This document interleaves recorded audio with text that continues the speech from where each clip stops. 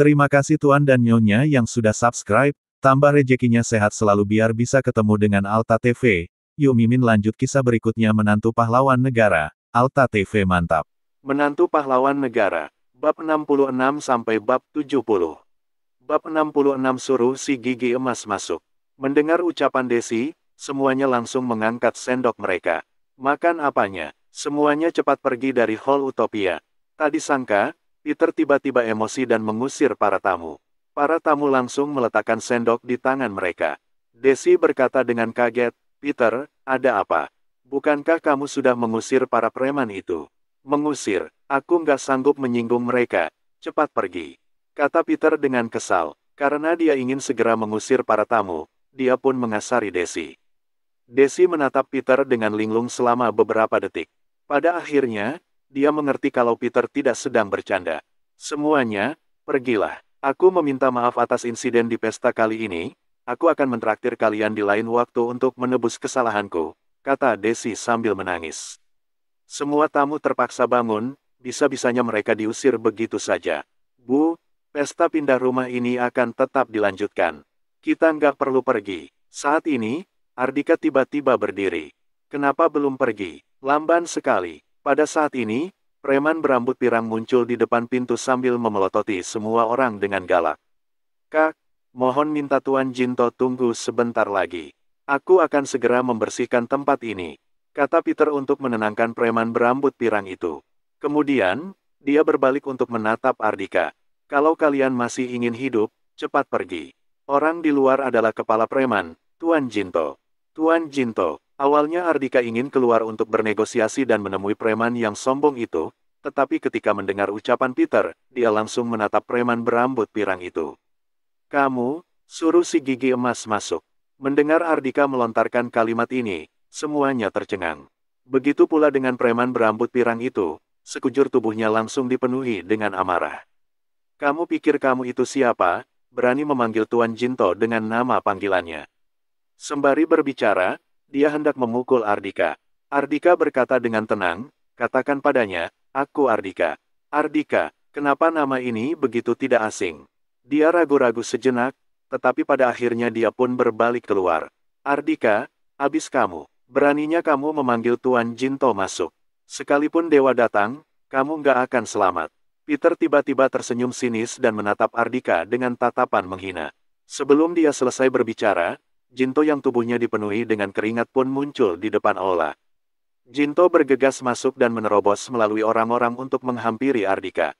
Preman berambut pirang dan yang lainnya berjalan di belakang Jinto. Melihat sekelompok orang ini masuk, para tamu yang hendak pergi pun ketakutan hingga memucat. Ternyata Tuan Jinto si bos preman itu. Dia adalah orang yang kejam, bisa-bisanya Ardika menyuruhnya masuk, cari mati. Ketika ada yang mengenal Jinto dan mengungkapkan identitasnya yang mengerikan, semua orang makin ketakutan. Mereka bahkan kebingungan harus pergi atau tetap tinggal di sana. "Ardika, dasar nggak tahu diri." Peter bergegas maju untuk memperjelas situasi. "Tuan Jinto, orang bernama Ardika ini yang menyuruhmu masuk, bukan aku, nggak ada hubungannya denganku." "Minggir." Jinto menamparnya, lalu berjalan ke hadapan Ardika. Saat semua orang mengira dia akan menghabisi Ardika, terdengar suara, "Buk." Jinto yang terkenal kejam berlutut di hadapan Ardika. "Tuan Ardika, aku masuk karena perintah Tuan." Wah, ada pertunjukan seru di Hall Utopia. Ekspresi Peter pun berubah, dia memandang Ardika dengan kaget. Jinto bukan hanya menuruti perintah Ardika, tetapi juga berlutut di hadapannya. "Bagaimana bisa seperti ini? Gigi emas, hari ini keluarga kami mengadakan pesta pindah rumah di sini, kamu ingin mengusir kami?" Ardika memandang Jinto dengan dingin. "Bro," Jinto ketakutan hingga jatuh ke lantai. Dia segera bangkit dan buru-buru menjelaskan, "Tuan Ardika, aku nggak tahu keluarga kalian mengadakan pesta pindah rumah di sini. Kalau aku tahu, diberi 100 nyali pun, aku nggak akan berani menyuruh anak buahku mengosongkan tempat ini. Aku nggak peduli kamu tahu atau nggak. Aku hanya tahu pesta pindah rumah keluarga kami diganggu olehmu." Ardika berkata dengan tenang, "Ini sudah kedua kalinya, kan? Tuan Ardika, aku salah, aku benar-benar sudah tahu salah. Aku akan menyetujui semua permintaanmu, tolong maafkan aku." Jinto yang ketakutan terus bersujud. Ardika bertanya, kamu tahu peraturanku, kan? Setelah menyinggungku, minta maaf saja nggak cukup. Ketika kamu mengancam ingin merobohkan rumahku, rumahmu yang kurobohkan. Apa kamu sudah menuruti permintaanku? Sudah, sudah. Aku sudah menyerahkan semua asetku. Jinto berkata dengan tertekan, Tuan Ardika, kalau bukan karena nggak punya uang dan ingin menjaga harga diri, aku nggak akan datang merampas Hall Utopia dan memakan makanan sisa dari keluarga kalian. Hari ini, dia akan makan malam bersama beberapa kepala preman. Dia memilih aula paling mewah di Hotel Puritama agar para kepala preman tidak tahu bahwa dia sudah jatuh miskin. Kalau tidak, dia pasti akan dipersulit. Tak disangka, dia malah bertemu dengan Ardika. Bab 67 Dia tidak pantas meminum anggur dari istriku. Ardika terhibur oleh omongannya. Jadi, selain 100 kilogram daging di tubuhmu, kamu nggak punya benda lem lagi. Tuan Ardika, kalau Tuan suka, mulai sekarang, lebih dari 100 kilogram daging di tubuh ini menjadi milikmu. Aku akan menuruti semua perintahmu. Jinto sangat gembira. Bekerja untuk Ardika adalah hal baik. Kamu nggak pantas. Tentu saja Ardika memahami niat Jinto. Dia segera menggelengkan kepalanya sambil berkata, kalau mau aku melepaskanmu, kamu harus meninggalkan sesuatu. Ardika memandang Jinto dari ujung kepala sampai ujung kaki. Jinto sontak ketakutan, tetapi dia tidak berani menolak. Tuan Ardika, katakan saja. Sekalipun Tuan menyuruhmu memotong anggota tubuhku, aku nggak akan ragu. Aku nggak ingin melihat darah di hari bahagia ini. Ardika berkata dengan tenang, begini, gigi depanmu itu sungguh mengganggu, cabutlah. Jinto tidak menyangka Ardika akan menyuruhnya mencabut gigi depannya yang terbuat dari emas bagaimanapun, itu adalah simbolnya di dunia preman. Oke, akan kuturuti permintaan Tuan Ardika. Dia menggertakkan gigi sambil melihat sekeliling, lalu dia mengambil kotrek di meja dan langsung memasukkan kotrek itu ke dalam mulut. Kedua gigi emasnya patah. Meskipun kesakitan, Jinto tetap menutup rapat mulutnya karena Ardika tidak ingin melihat darah. Pergi sana, Ardika menendangnya pelan. Terima kasih Tuan Ardika. Terima kasih, Tuan Ardika. Jinto bangkit dan pergi bersama anak buahnya. Ardika berbalik dan menemukan semua orang sedang menatapnya dengan linglung. Ardika pun tersenyum sambil berkata, semuanya sudah boleh lanjut makan, masalah sudah teratasi. Semua orang kembali duduk di tempat masing-masing, tetapi tidak ada yang berani menyentuh peralatan makan. Semuanya penasaran dengan identitas Ardika. Sebenarnya siapa orang ini? Bisa-bisanya preman besar seperti Jinto begitu patuh padanya hingga mencabut gigi emas untuknya. Sedangkan pemuda yang disebut sebagai tuan muda keluarga Rimex itu, Peter hanya diam saat ditampar Jinto. Seseorang yang tidak mengenal Ardika bertanya dengan keras, Desi, sebenarnya pemuda ini siapanya kamu? Kenapa Tuan Jinto pun takut padanya? Hanya salah paham, Tuan Jinto cukup menghargainya, lupakan saja. Ayo lanjut makan, maaf. Desi masih belum mengetahui identitas Ardika. Luna berkata dengan kesal, Bu, kenapa kamu nggak mengakui bahwa Ardika adalah menantumu? Kalau bukan karena dia, pesta hari ini pasti berakhir dengan buruk. Dia sudah mengangkat harga dirimu. Sombong sekali. Desi memelototi putrinya sambil menegur dengan pelan, orang lain nggak tahu, apa kamu juga nggak tahu? Tuan Jinto bukan menghargainya, tetapi menghargai Padrako. Ardika berlagak hebat seperti ini, kamu masih saja melindunginya. Kalau kamu selalu membelanya saat dia menyinggung orang, suatu hari kamu akan mencelakai keluarga kita. Luna sangat kesal. Dia tahu bahwa ibunya masih bersikeras bahwa Ardika sudah membohonginya kemarin.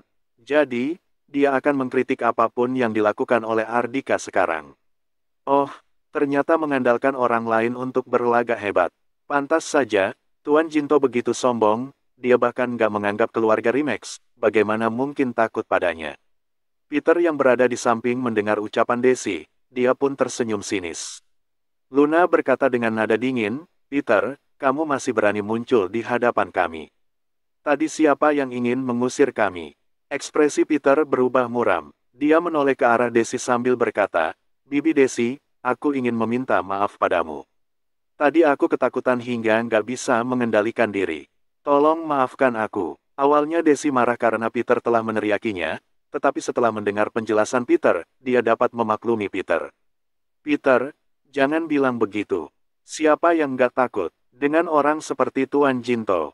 Apa wajahmu masih sakit? Apa perlu Bibi bantu kompres dengan handuk? Desi bukan hanya memaafkan Peter, tetapi juga memperlakukannya dengan baik.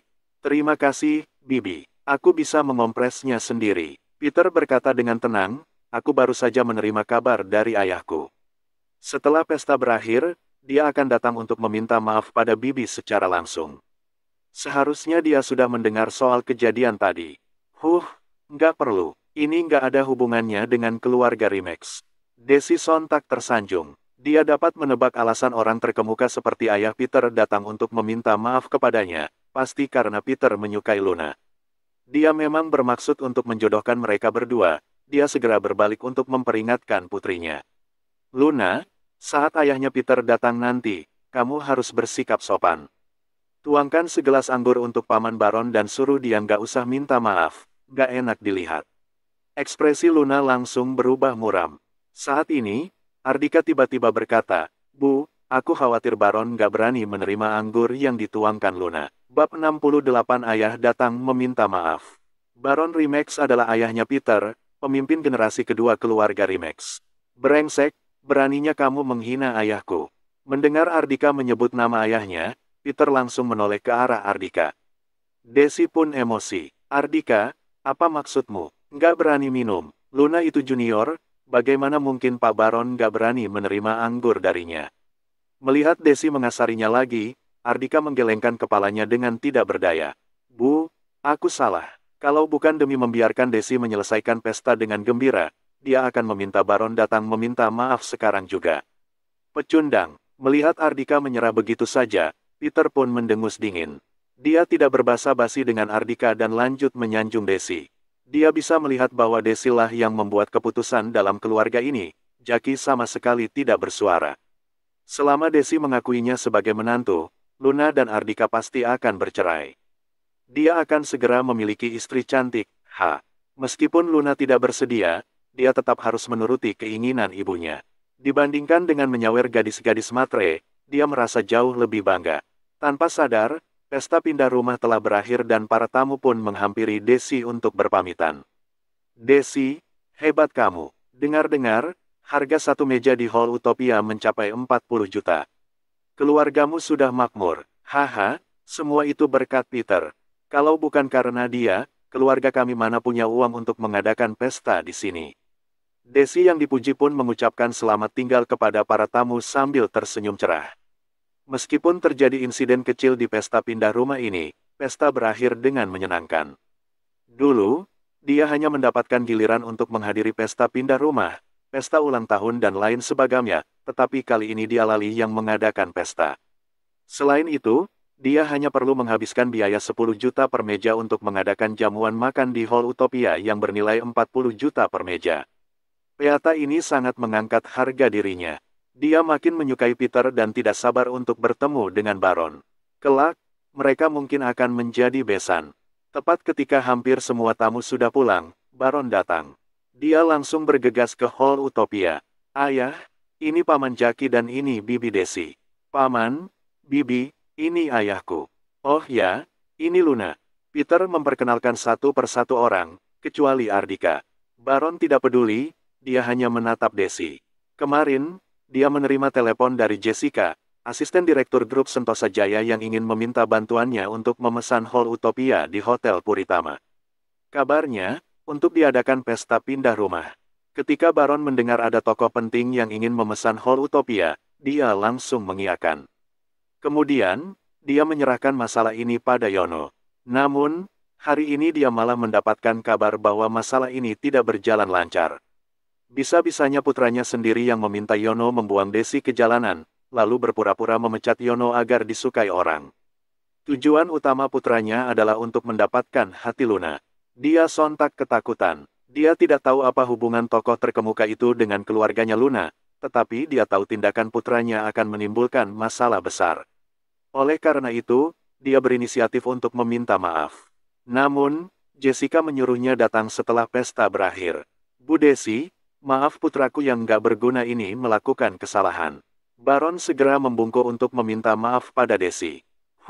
Pak Baron, kamu nggak perlu meminta maaf padaku.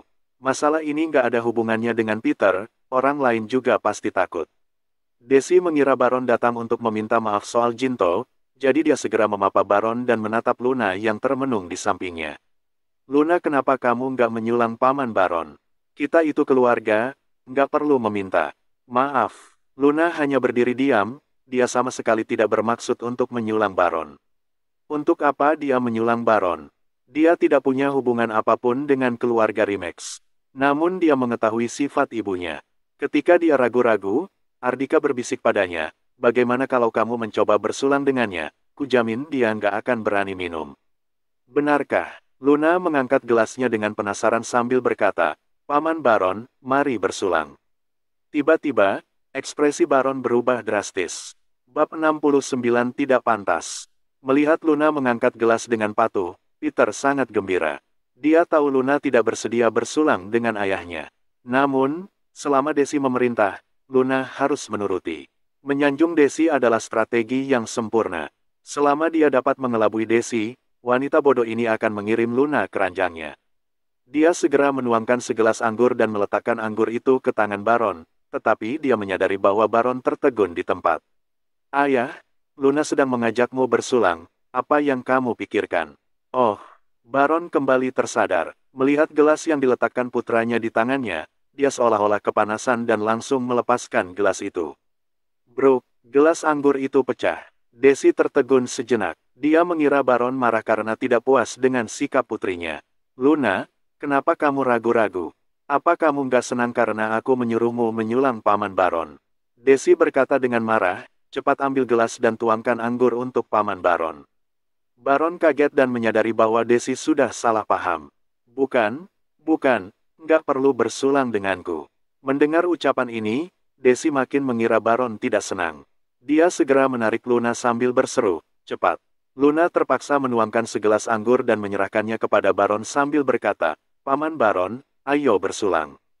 Tolong maklumi kesalahanku, aku jarang minum alkohol. Mendengar bahwa Luna jarang minum alkohol, tetapi Desi terus memaksa Luna untuk bersulang dengannya, Baron makin tidak berani minum. Melihat Desi hendak mengatakan sesuatu lagi, dia segera berkata dengan ekspresi masam, Bu Desi, tolong jangan suruh Nona Luna bersulang denganku lagi. Aku nggak sanggup menerimanya. Apa? Tidak sanggup. Kata-kata ini terdengar sangat tidak asing. Semua orang otomatis memandang Ardika. Sebelumnya Ardika juga mengucapkan kata-kata ini. Mereka mengira Ardika berkata demikian karena kesal. Desi bahkan memarahinya. Tak disangka, Baron juga berkata demikian. Pak Baron, apa kamu meremehkan keluarga kami dan merasa putri kami nggak pantas untuk putramu? Ekspresi Desi berubah muram. Dia tahu bahwa keluarga besar memiliki standar tinggi dan peraturan yang ketat. Putrinya berasal dari keluarga kecil dan pernah menikah dengan orang bodoh seperti Ardika. Tidak heran kalau Baron memandang rendah putrinya. Oleh karena itu, Baron tidak bersedia bersulang dengan Luna. Namun, kata-kata ini terdengar lain di telinga Baron. Desi sudah marah dan ingin membuat perhitungan dengannya. Bu Desi, aku mana berani memandang rendah keluarga kalian. Bukan karena Nona Luna nggak pantas untuk putraku, tetapi sebaliknya, putraku yang nggak pantas untuknya. Ucapan Baron langsung membuat Desi tercengang. Orang-orang dari keluarga terhormat tidak suka bersikap kasar dan berterus terang. Menolak untuk bersulang sudah cukup untuk mewakili sikap mereka. Namun, dia malah memperjelas maksud Baron. Baron pasti sangat marah. Dia segera meminta maaf, Pak Baron. Aku nggak bermaksud seperti itu, aku minta maaf. Melihat Baron membungkuk untuk meminta maaf padanya, dia ketakutan hingga gemetaran. Baron tidak sanggup hadapi tekanan ini lagi. Bro, Baron langsung berlutut, lalu berkata dengan panik, Bu Desi, tolong maafkan aku benar-benar nggak tahu soal kejadian kemarin. Tindakan ini mengejutkan semua orang, kecuali Ardika. Ayah, kenapa kamu berlutut kepada wanita ini? Wanita bodoh ini nggak pantas diperlakukan seperti ini. Peter langsung emosi. Dari lubuk hatinya, dia memang memandang rendah Desi. Melihat ayahnya berlutut kepada Desi, wujud aslinya pun muncul. Peter, kamu. Desi menatap Peter dengan kaget. Sebelumnya dia dan Desi dengan sangat akrab, tetapi sekarang dia malah menyebut Desi wanita bodoh. Aku kenapa? Kamu memang wanita bodoh. Peter memandang Desi dengan tatapan menghina. Ekspresi Ardika tiba-tiba berubah muram. Dia berkata dengan nada dingin, Peter, beraninya kamu menghina ibuku, cari mati kamu. Bab 70 Kebenaran terungkap. Baron yang ketakutan pun mati rasa ketika mendengar ucapan mematikan dari Ardika. Bajingan kecil ini bisa mencelakai keluarganya. Plak, Baron tiba-tiba berdiri dan menamparkan Peter dengan kuat. Peter merintih kesakitan sambil memegang wajahnya dengan kebingungan. Ayah, kenapa kamu memukulku? Kenapa memukulmu? Aku sungguh ingin menghabisi bajingan sepertimu. Baron bergegas menghampir Peter sambil melayangkan sebuah pukulan. Pukulan itu membuat Peter langsung melindungi kepalanya. Sesaat kemudian, hidungnya memar dan wajahnya membengkak. Bajingan, cepat berlutut. Baron menyeret Peter ke hadapan Desi, lalu menendang lulutnya. Peter yang kesakitan pun langsung berlutut. Cepat minta maaf pada Bu Desi dan sampaikan padanya apa yang sudah kamu lakukan. Apa yang perlu kusampaikan? Aku nggak melakukan apapun. Peter masih belum menyerah. Baron yang emosi langsung menamparkan wajahnya lagi. Katakan soal kamu membuang Bu Desi ke jalanan. Desi tertegun selama beberapa detik sebelum mengerti. Peter, kemarin kamu yang memerintahkan Pak Yono membuangku ke jalanan. Kenapa kamu melakukan itu? Peter tercengang. Bagaimana bisa ayahnya mengetahui hal ini? Si Yono brengsek itu pasti mengadu. Meskipun begitu, ayahnya tidak perlu berlutut sampai meminta maaf pada Desi. Mereka adalah anggota keluarga Rimex. Pada saat ini, Baron berkata dengan galak, dasar brengsek, kamu ingin mencelakai keluarga kita. Cepat katakan. Akhirnya, Peter pun menyadari bahwa dirinya sudah menimbulkan masalah. Kini, dia sangat ketakutan. Pasti ada campur tangan tokoh penting yang dapat mengendalikan nasib keluarganya. Kalau tidak, ayahnya tidak akan setakut itu. Memikirkan hal ini, dia tidak lagi ragu-ragu dan langsung berkata dengan jujur. Ketika mendengar bahwa Peter sengaja membuangnya ke jalanan untuk mempermalukannya, lalu berpura-pura menyelamatkannya, Desi kebingungan. Terlebih lagi, Peter melakukan semua ini demi mengejar Luna. Dia tidak menyangka Peter adalah seekor serigala berbulu domba. Berbaik hati di depannya, tetapi berniat busuk di belakangnya. Namun, bisa-bisanya dia tertipu oleh topeng Peter dan hampir mencelakai putrinya sendiri. Dia menamparkan Peter beberapa kali. Dasar bajingan, kenapa kamu melakukan ini? Huhu, Luna, maaf, ibu sungguh bodoh, ibu hampir saja mencelakaimu. Sembari berbicara, dia pun menangis terisak-isak. Luna bergegas memeluknya dan menghiburnya. Bu, ini bukan salahmu, oke. Peterlah yang jahat, dia sudah memanfaatkanmu. Melihat Desi begitu terpuruk, Baron segera berlutut lagi. Bu Desi, semua ini salah putraku. Kamu boleh menghukumnya sesuka hatimu.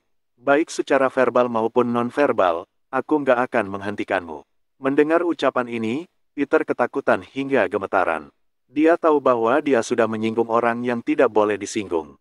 Desi menendang Peter dengan kuat sambil berteriak, pergi. Kalian berdua, pergilah dari sini. Saat ini, hatinya dipenuhi dengan penyesalan dan ketakutan. Untung saja, wujud asli Peter sudah terungkap. Kalau tidak, dia pasti akan menjodohkan putrinya dengan Peter. Kami pergi, kami akan segera pergi. Baron segera menarik Peter hingga berdiri, lalu berlari meninggalkan Hall Utopia. Tetapi tidak menghentikan mereka. Setelah sekian lama, Luna pun berhasil menenangkan Desi. Bu, sekarang kamu sudah tahu kalau Ardika nggak membohongimu, kan? Dia bahkan sudah tahu semua hal yang Peter lakukan padamu. Dia baru tahu semalam dan memberitahuku untuk